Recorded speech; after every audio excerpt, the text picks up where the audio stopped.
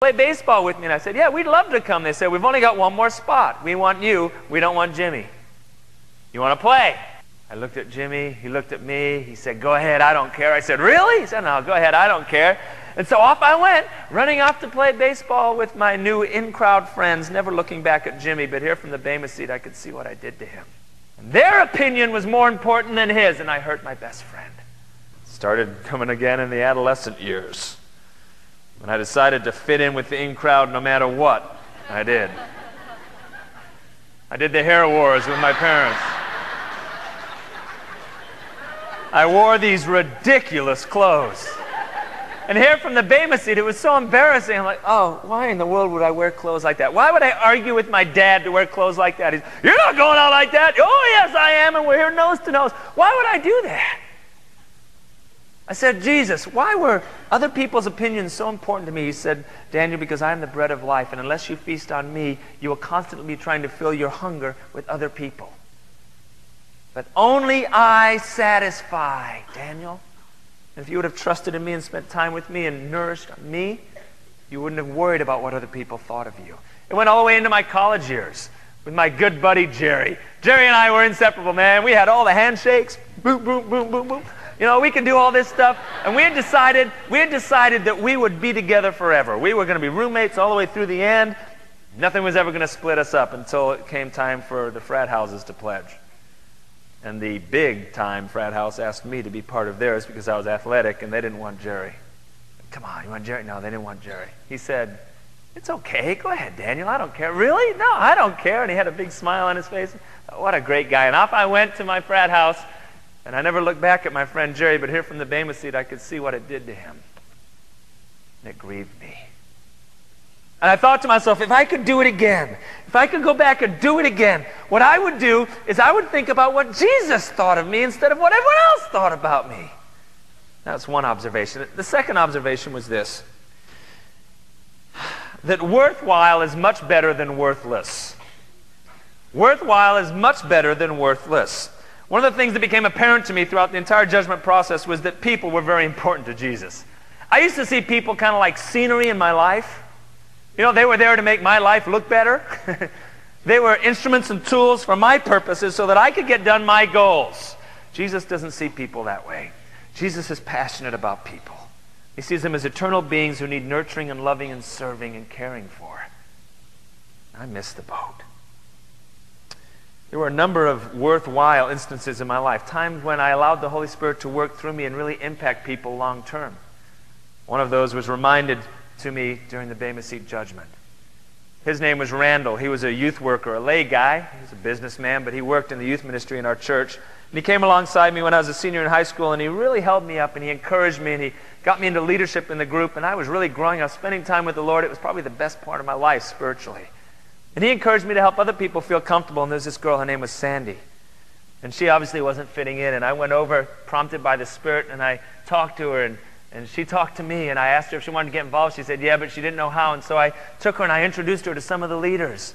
And they just were so welcome and warm, and they took her in and they made her part of the group, and I saw this, and I was so excited about the impact that I'd had. And I said, whatever happened to her, Jesus? And he said, oh, whatever happened to her, she can't wait for your judgment to be done because she wants to talk to you. Because you had an unbelievably profound impact in her life, and my knees buckled. And I realized that the approval of Jesus is probably the toughest thing I'd ever had to grapple with. His smile, his radiant eyes, he was so pleased with what I had done. He reminded me that she had trusted Christ with me in a prayer a few weeks later.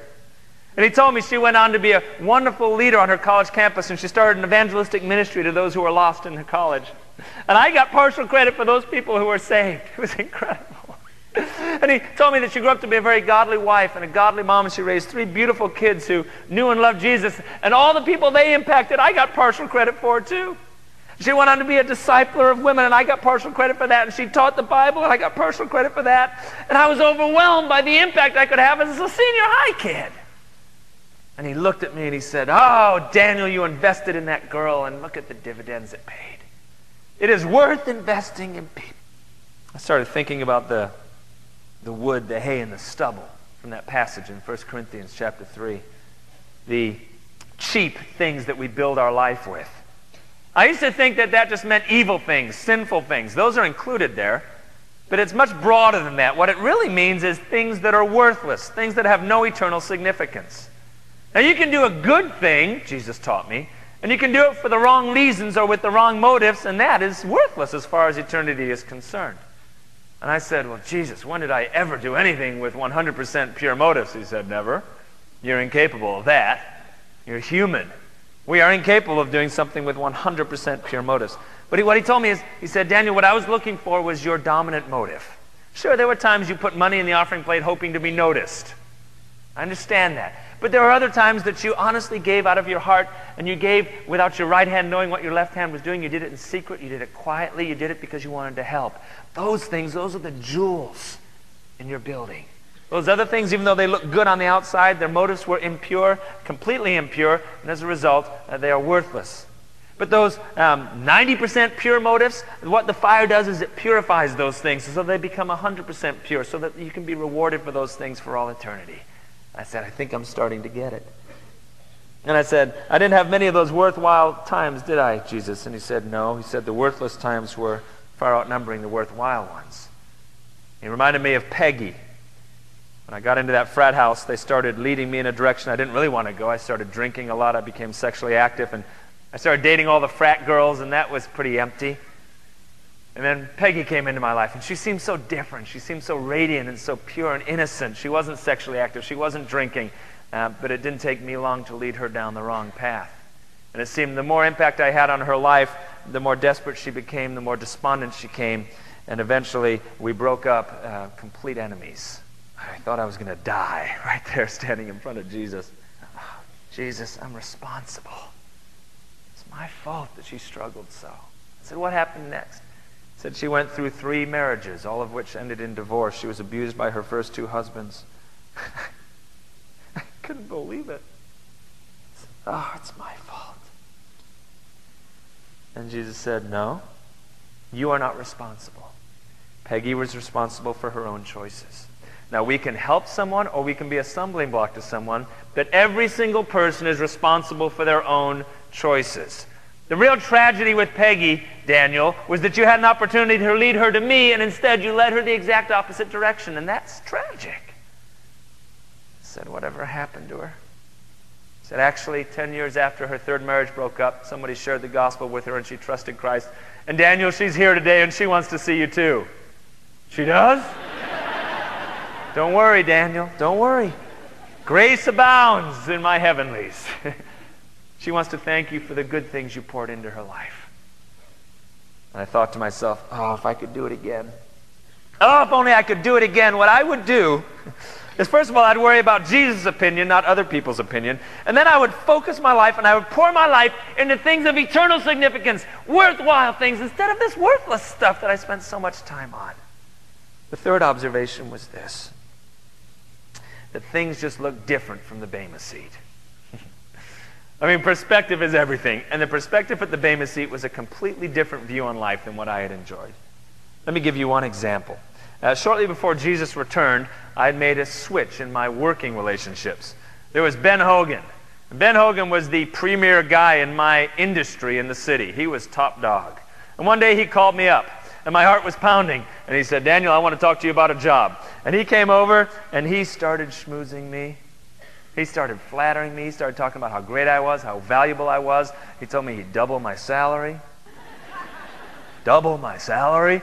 I started imagining what I'd be able to buy, the things I'd be able to do.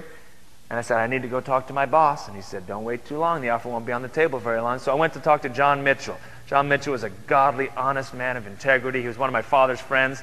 He gave me a chance out of college. He got me started. And I'd done very well in his company. And I told him I was thinking of going with Ben Hogan, and he wasn't really excited about that. Didn't really try to talk me out of it, but he said, Daniel, think very carefully. And I thought, oh, double salary, a chance to get in with the in crowd, that whole thing again. I said, I'm going, I'm sorry. And I said, I tell you what, I'll make a handshake agreement with you that I won't take any of the people that I've brought to our company over to Ben Hogan for at least 3 years. Okay? Okay, he said. And we shook hands on our no-compete agreement, and off I went. And I left him in the dust. And I started with Hogan the next day. And his demeanor changed quite quickly. And he started drilling me, and he started telling me the quota, and he started making me work hours that were just ridiculous. And